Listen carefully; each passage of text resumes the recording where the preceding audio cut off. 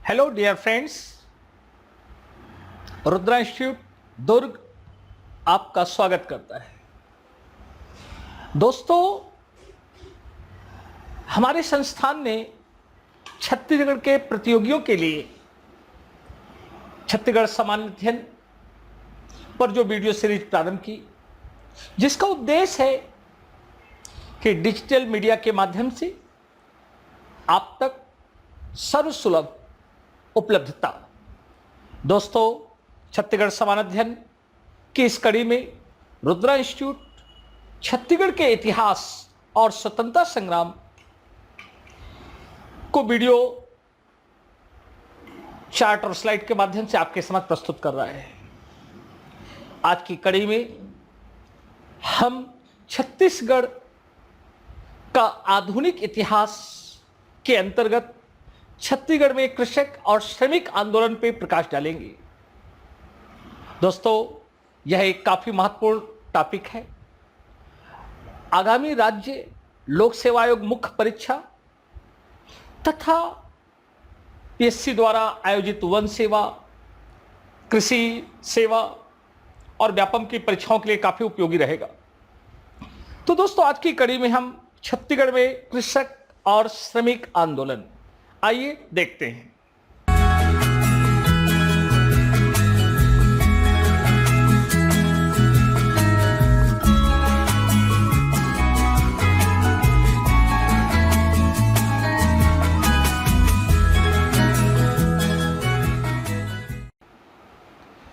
हमने पिछले वीडियो में निम्न बिंदुओं पर प्रकाश डाला था जो आपके समक्ष स्लाइड में दिखाई दे रहे हैं। छत्तीसगढ़ जंगल सत्याग्रह। किंतु आज की कड़ी में हम आगे बढ़ें इससे पहले आपसे हमारा विनम्र अनुरोध है कि इसी प्रकार के वीडियो लेक्चर को नियमित रूप से पाने के लिए आप हमारे चैनल को सब्सक्राइब करें और आप अपने बहुमूल्य सुझावों से हमें जरूर अवगत कराएं।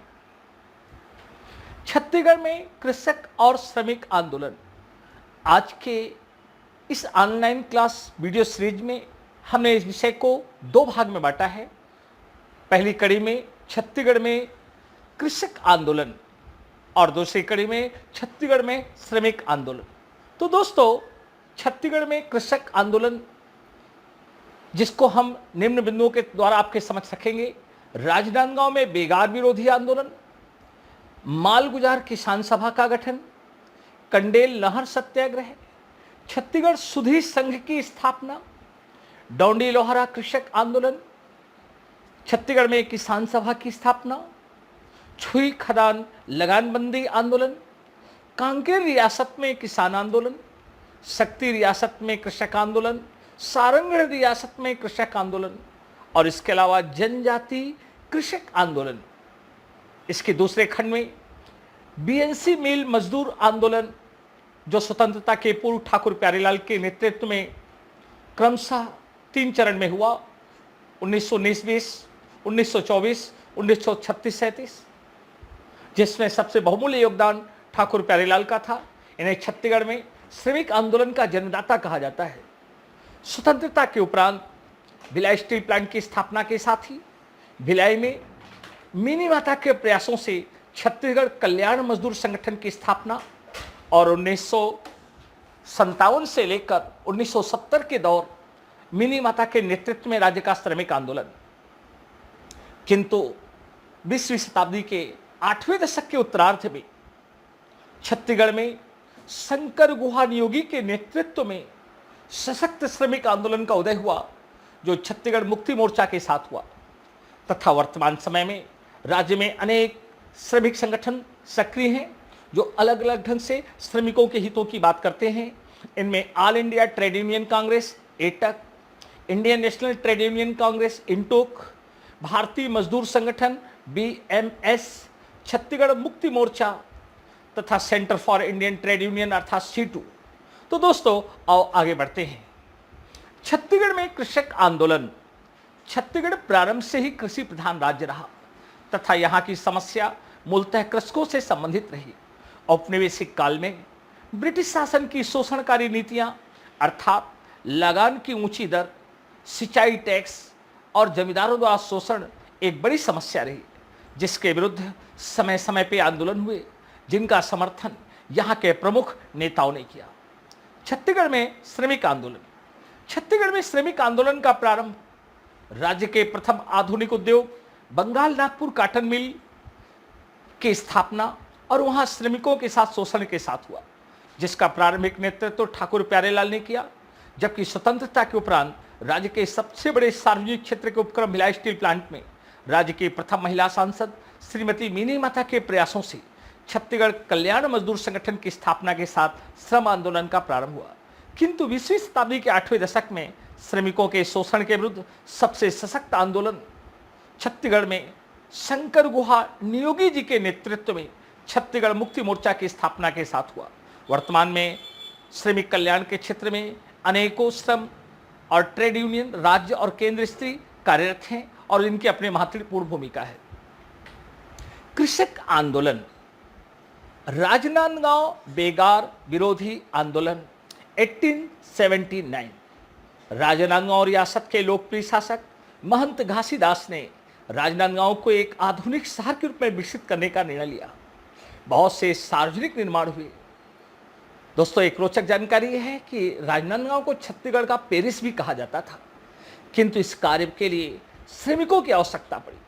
रियासत के करिंदों ने गांव के किसानों और खेतिहर मजदूरों को जबरदस्ती इस कार्य पे लगाया।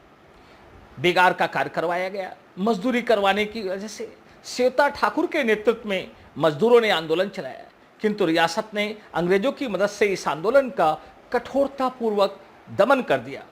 तो दोस्तों, सर्वप्रथम राजनांदगांव बेगार विरोधी आंदोलन, ये आपको स्पष्ट करना जरूरी है कि यह कोई औद्योगिक आंदोलन नहीं था, बल्कि किसानों और खेतिहर मजदूरों से बिना मजदूरी दिए जबरदस्ती कार्य पे रखने के लिए, और इस आंदोलन का नेतृत्व सेवता ठाकुर ने किया। तो दोस्तों, पहली कड़ी मालगुजार किसान सभा 1920। राज्य के जमींदार मालगुजार, गौटिया और किसानों की समस्याओं को संगठित तौर पे शासन के समक्ष रखने के लिए माधवराव सप्रे के प्रयासों से राज्य में इस संगठन की स्थापना की गई, जिसमें उनका सहयोग लोचन प्रसाद पांडे और पंडित सुंदरलाल शर्मा जी ने किया। छत्तीसगढ़ सुधीर संघ की स्थापना 1925। छत्तीसगढ़ अंचल के कुछ राजाओं, जमींदारों, वकीलों और जमीन के मालिकों और गौटियाओं ने इस संघ की स्थापना की, जिसका मुख्य उद्देश्य छत्तीसगढ़ के निवासियों की समस्याओं को उठाना तथा उनके लिए संघर्ष करना था। इस संघ के मुख्य सचिव पंडित बढ़ा दीजिएगा, चलिए, थे कंडेल नहर सत्याग्रह। धमतरी जिले में कंडेल ग्राम बाबू छोटेलाल श्रीवास्तव का गांव था। अंग्रेजों ने इस क्षेत्र में रुद्री बैराज का निर्माण किया और किसानों से अनिवार्य सिंचाई कर की मांग की। किसानों ने कर देने से इनकार कर दिया। तब पंडित सुंदरलाल शर्मा, छोटेलाल श्रीवास्तव, नारायणराव मेघावाले के नेतृत्व में सत्याग्रह प्रारंभ किया गया। इस आंदोलन में गांधी जी को लाने के लिए पंडित सुंदरलाल शर्मा कलकत्ता गए। दोस्तों, कंडेल नहर सत्याग्रह को हमने पिछले वीडियो में बहुत विस्तृत रूप से आपके समक्ष प्रस्तुत किया है, इसलिए इस किसान आंदोलन के विषय में हम कुछ खास ज्यादा जानकारी ना देते हुए अन्य बिंदुओं पे चलेंगे।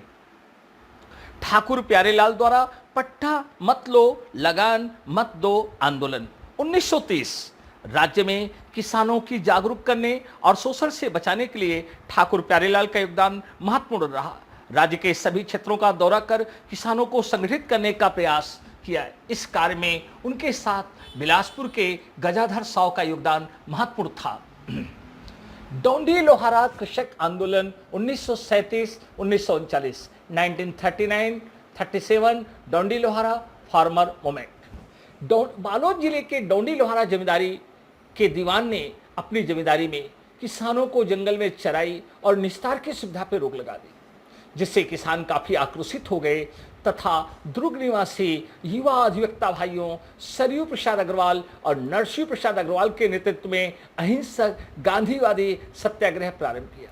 28 अगस्त 1937 को डोंडी लोहारा के निकट माली घोरी में विशाल जनसभा का आयोजन किया गया तथा सत्याग्रहियों का प्रतिनिधिमंडल इस विषय को लेकर मध्य प्रांत की तत्कालीन सरकार से मिला। तब इस जमींदारी के दीवान मणिराम पांडे को वार्ता के लिए नागपुर बुलवाया गया, किंतु इसका कोई सकारात्मक परिणाम नहीं निकला। 5 मई 1939 को कुसुम कसा में एक विशाल किसान आम सभा का आयोजन किया गया। प्रशासन ने कठोर दमन चक्र चलाया, अनेक नेताओं को गिरफ्तार कर लिया। तब इस सत्याग्रह में डोंडी लोहारा में किसानों ने वली मोहम्मद के नेतृत्व में आंदोलन का नेतृत्व किया। गिरफ्तार नेताओं पर मुकदमा चलाया गया। सरयू प्रसाद अग्रवाल को 9 माह की कठोर सजा सुनाई गई, किंतु इसी दौरान द्वितीय विश्व युद्ध छिड़ गया और सभी बंदियों को रिहा कर दिया गया। इस आंदोलन का सकारात्मक परिणाम यह हुआ कि मध्य प्रांत की तत्कालीन विधानसभा में दुर्ग के डी.वाई. तामस्कर के प्रयासों से निस्तारी अधिकार कानून बनाने के लिए एच.बी. कामत की अध्यक्षता में एक समिति गठित की गई। किसान सभा की स्थापना 1937 राष्ट्रीय स्तर पे स्वामी सहजानंद के प्रयासों से उत्तर प्रदेश में किसान सभा का संगठन तैयार किया गया। इसी तर्ज पे छत्तीसगढ़ में किसानों को संगठित करने के लिए 17 अक्टूबर 1937 को कन्हैयालाल मिश्र के नेतृत्व में रायपुर के आनंद समाज पुस्तकालय में एक सम्मेलन का आयोजन किया गया, किंतु उस समय प्रदेश कांग्रेस के अधिकांश नेता इस संगठन को समर्थन देने के पक्ष में नहीं थे, इसलिए उन्होंने सहयोग नहीं दिया। केवल यति यतनलाल ने अपनी भागीदारी इसमें सुनिश्चित की। इसी संगठन के माध्यम से छत्तीसगढ़ में कृषक आंदोलन आयोजित किए गए, जिसके अंतर्गत लोरमी, सीपत, देवरी, विलगहना में किसान सभाएं आयोजित की गई। छुई खदान लगान बंदी आंदोलन 1939 वर्तमान राजनांदगांव जिले के छुई खदान तहसील में स्वतंत्रता से पूर्व एक छोटी रियासत छुई खदान थी, जहां बैरागी महंत शासक थे। इस रियासत का प्रबंध वहां के दीवान कर रहे थे, जो अंग्रेजों का भक्त था।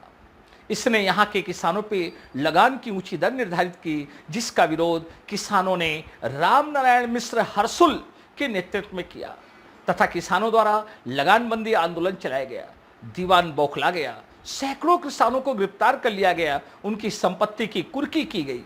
इस अत्याचार के विरोध में महात्मा गांधी का समर्थन प्राप्त करने के लिए राम नारायण मिश्र दिल्ली गए, किंतु तत्कालीन परिस्थिति को देखते हुए कांग्रेस और गांधी जी रियासतों के आंतरिक मामलों में दखल के खिलाफ थे। अंततः गांधी जी की सलाह मानकर आंदोलन स्थगित कर दिया गया। लंबे समय तक किसानों के अहिंसक सत्याग्रह की वजह से छुई खदान लगानबंदी आंदोलन को छत्तीसगढ़ का बारडोली कहा जाता है। छुई खदान स्टेट कांग्रेस की स्थापना सितंबर 1939 से राम नारायण मिश्र हर्सुल के नेतृत्व में हुई थी। छुई खदान में किसान सभा की स्थापना नवंबर 1939। इस रियासत में कृषकों की जागरूकता को देखते हुए समारू बरई, समारू महोबिया या बरई, दामोदर लाल दादरिया और पूनमचंद सांखला के प्रयासों से किसान सभा का गठन किया गया, जिसमें किसानों के हित में अनेक निर्णय लिए गए, जैसे उनकी उपज का सही मूल्य दिलाना, सूदखोरों के शोषण से बचाना और रियासत के कर्मचारियों द्वारा जनता के अत्याचार को रोकना। तो दोस्तों, छुई खदान एक व्यापक किसान आंदोलन था, जिसकी अनेक कड़ियां थी, जिसमें हमने रामनारायण मिश्र और समारू बरई का नाम सुना। तो ध्यान रखेंगे, इसमें प्रारंभिक और मुख्य परीक्षा दोनों में प्रश्न आते हैं। तो इस कड़ी में आगे बढ़ें। सारंगढ़ किसान आंदोलन 1939-41। सारंगढ़ रियासत वर्तमान रायगढ़ जिले के दक्षिणवर्ती भूभाग में स्थित है। यहाँ के तत्कालीन शासक महाराजा जवाहर सिंह की नीतियों के विरुद्ध रियासत में असंतोष था। इसके विरुद्ध ठाकुर प्यारेलाल ने पत्र लिखकर किसानों की दशा सुधारने और बढ़े हुए करों का बोझ कम करने तथा कृषकों को वनों में निस्तार की सुविधा देने का अनुरोध महाराजा जवाहर सिंह से किया, किंतु उन्होंने इस पर ध्यान न देते हुए जनता पे चेरी नामक एक नया कर लाद दिया। दोस्तों, वास्तव में रियासतों को अंग्रेजों को कुछ उपहार देना पड़ता था और उस उपहार के लिए जनता से टैक्स लिया जाता था। इसी को सारंगढ़ रियासत में चेरी कर कहा गया। इस कर के विरोध में सारंगढ़ रियासत के परसाडी ग्राम के गौटिया धनीराम पटेल ने सत्याग्रह किया, जिसमें जन भागीदारी बढ़ती गई। तब जनता के दबाव में आकर जवाहर सिंह ने अपने रियासत में किसानों को कई सुविधाएं दी और बिगाड़ जैसे कार्य समाप्त कर दिए। कांकेर रियासत में किसान आंदोलन 1944-45। 1944 में वर्तमान कांकेर जिले की कांकेर रियासत के लोकप्रिय दीवान जे.एन. महंत को हटाकर टी महापात्र को नियुक्त किया गया। जिसने 1944 में न्यूलैंड सेटलमेंट एक्ट अर्थात भू बंदोबस्त कानून लागू किया, जिसका उद्देश्य राजस्व बढ़ाने के लिए राजस्व वसूली को ठेके में देने का निर्णय था, जिससे किसानों का शोषण बढ़ गया, उनमें असंतोष व्याप्त हो गया। किसान ठेकेदारों के लठैतों से डरकर जंगलों में छुप जाते थे। तब इसके विरोध में कुछ किसान नेताओं ने गांधीवादी तरीके से बढ़ी हुई लगान की दर के विरुद्ध सत्याग्रह किया, जिनमें भानु प्रतापपुर के सुरंगदाह ग्राम के गौटिया इंद्रू केवट और गुलाब हटना ग्राम के कमलू कुम्हार के नेतृत्व में सैकड़ों किसानों ने गिरफ्तारी दी तथा ग्रामीण क्षेत्र के किसानों ने 200 से अधिक बैलगाड़ियां लेकर कांकेर राजमहल का घेराव किया। इस दौरान कांकेर रियासत प्रजा कांग्रेस के नेता राम प्रसाद पोटाई चरामा वाले की भूमिका महत्वपूर्ण थी। अंततः महाराजा भानु प्रताप देव ने दखल दिया और किसानों के साथ समझौता कर सभी किसान बंदियों को रिहा कर दिया गया और इस तरह कांकेर किसान आंदोलन। तो कांकेर किसान आंदोलन में हम कौन से दो नाम याद रखेंगे? इंद्रू केवट और कमलू कुम्हार। लेकिन उस समय कांकेर प्रजा परिषद के नेता कौन थे? राम प्रसाद पोटाई, जो आगे चलकर संविधान सभा के सदस्य भी बने। तो आइए दोस्तों आगे देखते हैं। शक्ति रियासत में किसान आंदोलन 1946-47। शक्ति वर्तमान में जांजगीर चांपा में स्थित एक कृषि प्रधान रियासत थी। यहाँ के तत्कालीन शासक लीलाधर सिंह की कृषि नीति से रियासत के गौटिया और किसानों में असंतोष व्याप्त था। इसका मूल कारण गौटियाओं की जिम्मेदारी को जब्त कर लेना और किसानों को उनकी भूमि से बेदखल करने की नीति थी। इस असंतोष को देखते हुए 29 नवंबर 1947 को राजमहल के समक्ष सैकड़ों किसानों ने धरना प्रदर्शन किया। जनता के दबाव में जेल में बंद गौटिया और किसानों को रिहा कर दिया, किंतु उनकी मांगे नहीं मानी गई। यह आंदोलन स्वतंत्रता के उपरांत भी चलता रहा। दोस्तों ये प्रश्न आता है कि कौन सा कृषक आंदोलन था जो आजादी के बाद भी चलता रहा? शक्ति रियासत किसान आंदोलन। लेकिन दोस्तों इस आंदोलन के महत्वपूर्ण नेताओं का उल्लेख हमें नहीं मिलता। तो दोस्तों जनजाति कृषक आंदोलन, हमने इसे जनजाति विद्रोह नामक video CG modern history part 4 में पहले ही आपके समझ प्रस्तुत किया है। आप प्लेलिस्ट में जाकर उस वीडियो को देखकर छत्तीसगढ़ में जनजाति कृषक आंदोलन का जानकारी प्राप्त कर सकते हैं। तो आइए दोस्तों आगे देखते हैं। छत्तीसगढ़ में श्रमिक आंदोलन। छत्तीसगढ़ का प्रथम आधुनिक उद्योग की स्थापना राजनांदगांव रियासत में यहाँ के शासक बलराम दास के प्रयासों से 1984 में सीपी मिल्स लिमिटेड के नाम से एक सूती वस्त्र कारखाने की स्थापना के साथ हुई। 1906 में इस मिल को कलकत्ता की एक फर्म सॉ एंड वेलेस ने खरीद लिया और इसका नाम बदलकर बंगाल नागपुर कॉटन मिल कर दिया। तो दोस्तों जब बीएनसी मिल स्थापित हुई तो उस समय नांदगांव के शासक कौन थे? बलराम दास। इस मिल का प्रारंभिक नाम क्या था? CP mills, central province mills. यह एक सूती वस्त्र कारखाना था, किंतु 1906 में सॉ एंड वेलेस कंपनी ने इसका नाम बदलकर बंगाल नागपुर कॉटन मिल कर दिया। पूंजीपतियों द्वारा प्रशासित इस मिल में श्रमिकों का शोषण और तरह तरह के अत्याचार किए जाते रहे, किंतु इन श्रमिकों के कल्याण का दायित्व राजनांदगांव के ही युवा वकील ठाकुर प्यारेलाल द्वारा मिल श्रमिकों के संगठन के साथ प्रारंभ हुआ। इनके नेतृत्व में श्रमिकों ने 3 चरणों में आंदोलन चलाया, जो क्रमशः 1919-20, 1924, 1936-37 में हुआ। इस आंदोलन का मुख्य मांगे कार्य की अवधि निर्धारित करना, काम की स्थिति में सुधार और मजदूरों के वेतन में वृद्धि करना था। 1920 प्रथम आंदोलन। 1920 राज्य का प्रथम श्रम आंदोलन। ठाकुर प्यारेलाल के नेतृत्व में गठित बीएनसी मिल मजदूर संगठन ने दिसंबर 1919 में मिल प्रबंधन को 3 सूत्री मांगे यूनियन के माध्यम से प्रस्तुत की। कार्य की अवधि निर्धारित करना, काम की स्थिति में सुधार करना और मजदूरों की वेतन में वृद्धि करना, किंतु प्रबंधन ने इन मांगों पर ध्यान नहीं दिया। तब दिसंबर 1919 में विधिवत 37 दिन लंबी देश की सबसे लंबी हड़ताल चली। इसमें ठाकुर प्यारेलाल का सहयोग शंकरलाल खरे, बलदेव प्रसाद मिश्र और मास्टर शिवलाल ने किया। इस हड़ताल को समर्थन देने के लिए राष्ट्रीय स्तर के श्रमिक नेता वीवी गिरी, जो बाद में भारत के राष्ट्रपति भी बने, 1920 में राजनांदगांव आए। मिल प्रबंधन ने हड़ताल को समाप्त करने के लिए ठाकुर प्यारेलाल को जिला बदर का आदेश जारी किया। जिला बदर अर्थात जिले से निष्कासित कर दिया, किंतु निष्कासित करने का निर्णय लिया, किंतु मध्य प्रांत के गवर्नर की दखल की वजह से ऐसा नहीं हो पाया और यह हड़ताल सफल रही। प्रबंधन ने श्रमिकों की मांगों को मान लिया। 1924 द्वितीय श्रमिक या मजदूर आंदोलन। ठाकुर प्यारेलाल के नेतृत्व में यह आंदोलन प्रशासन द्वारा मजदूरों की गिरफ्तारी के विरुद्ध चलाया गया। अपने गिरफ्तार साथियों को पुलिस से छुड़ाने के दौरान हाथापाई में पुलिस की गोली से जरहू गोंड नामक श्रमिक मारा गया। ठाकुर साहब ने प्रशासन के खिलाफ गवर्नर से शिकायत की, किंतु उन्हें ही दोषी साबित ठहराया गया और राजनांदगांव से उन्हें तड़ीपार अर्थात जिला बदर की सजा सुनाई गई। उनकी अनुपस्थिति में आंदोलन का नेतृत्व शिवलाल, राजूलाल शर्मा और सीताराम ने किया। 1936 तृतीय श्रमिक आंदोलन या मजदूर आंदोलन। ठाकुर प्यारेलाल के जिला निष्कासन के बाद पंडित राजूलाल शर्मा ने श्रमिकों का नेतृत्व किया, उनके हित के लिए संघर्ष किया। 1936 में श्रमिक आंदोलन का नेतृत्व राघोबा बाघमारे के हाथों में आया। प्रबंधन ने इसी दौरान श्रमिकों के वेतन में 10 से 50% की कटौती कर दी। श्रमिकों में इसकी वजह से असंतोष फैल गया। अपनी मांगों के लिए श्रमिक हड़ताल पर चले गए। इस परिस्थिति को देखकर नागपुर के सुप्रसिद्ध श्रमिक नेता रामचंद्र सखाराम मुर्रीकर को राजनांदगांव बुलाया गया। उन्होंने प्रबंधन से चर्चा की। हड़ताली श्रमिकों के समर्थन में 2 मई 1937 को आर्य समाज पुस्तकालय में पंडित रविशंकर शुक्ल की अध्यक्षता में एक विशाल आम सभा का आयोजन किया गया। अंततः श्रमिक नेता रुईकर और प्रबंधन के मध्य समझौता हो गया, जिससे हड़ताल स्थगित हो गई। मजदूर आंदोलन 1938। श्रमिकों के कल्याण के लिए जैक्सन रिपोर्ट को लागू करने की मांग श्रमिक संगठनों ने प्रबंधन से की।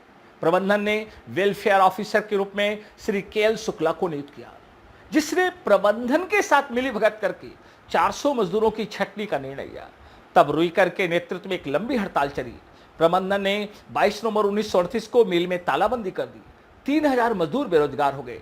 तब रुईकर ने सुभाष चंद्र बोस जी से संपर्क किया और उनके सलाह पे जनता के मध्य जाने का निर्णय लिया। तो दोस्तों, आजादी से पहले हमारे श्रमिक आंदोलन का केंद्र राजनांदगांव रहा। हमारे श्रमिक आंदोलन का सबसे बड़े पुरोधा ठाकुर प्यारेलाल रहे और केंद्र था बीएनसी मिल।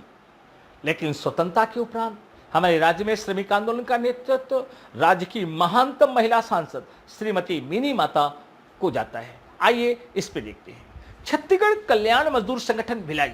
स्वतंत्रता के उपरांत मिनी माता के नेतृत्व। स्वतंत्रता के उपरांत छत्तीसगढ़ के इस भूभाग में औद्योगिकरण की प्रक्रिया बड़े स्तर पर प्रारंभ हुई, जिसके तहत सार्वजनिक क्षेत्र में भिलाई स्टील प्लांट, एससीसी जामोल, बैगन रिपेयर शॉप रायपुर, बाल्को के अलावा सैकड़ों निजी क्षेत्र के उद्योग स्थापित हुए।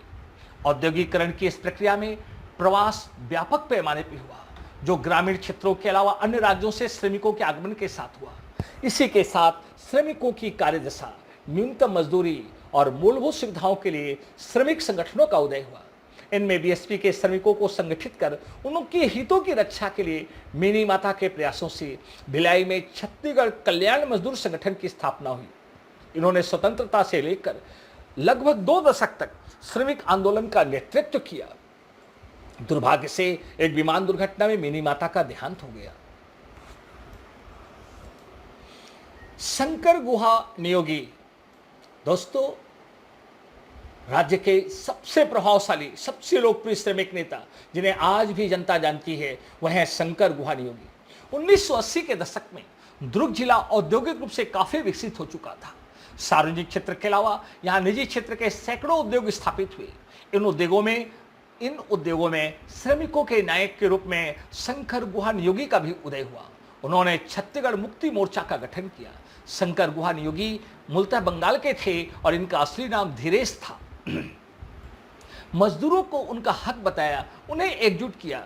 धीरेश के नेतृत्व में यहाँ के श्रमिक संगठित हुए और भिलाई स्टील प्लांट के इतिहास में पहली संगठित हड़ताल इन्हें धीरेश अर्थात शंकर गुहा नियोगी के नेतृत्व में 1967 में हुई थी। बीएसपी कि दिल्ली राजरा की लौह खदानों में ठेके में काम करे मजदूरों की दशा बहुत बुरी थी।